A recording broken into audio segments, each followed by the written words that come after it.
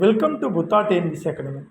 நம்ம என்ன பார்க்க போகிறோம்னா இந்தியன் ரயில்வேஸில் பார்க்க போகிறோம். அதில் என்ன பார்க்க போகிறோம் அப்படின்னாக்க சப்பர்பன் இருக்கு இல்லையா, அது தொடங்கப்பட்டு இந்த ஆண்டோட மொத்தம் 100 ஆண்டுகள் ஆகுது. அதுதான் பார்த்தோன்னா நம்மளுடைய இந்தியன் ரயில்வே பார்த்தீங்கன்னா செலிப்ரேட் பண்ணியிருக்காங்க. எப்படின்னா 100 years ஆஃப் எலக்ட்ரிக் ட்ராக்ஷன் அப்படின்னு செலிப்ரேட் பண்ணியிருக்காங்க.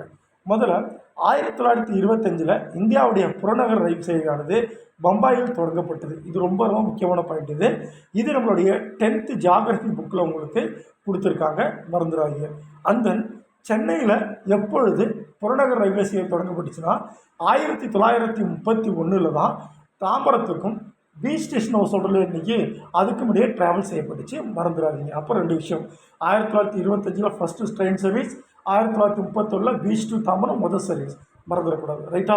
அண்ட் தென் இந்தியாவில் முதல்ல வந்துனாக்கா இந்த பேசஞ்சர் ட்ரெயின் சொல்லுவாங்க இல்லையா, பயணிகள் போக்குவரத்து, அது பார்த்தோன்னா உங்களுக்கு 1853 பம்பாய் டு தானே தான் நடந்திருக்கு.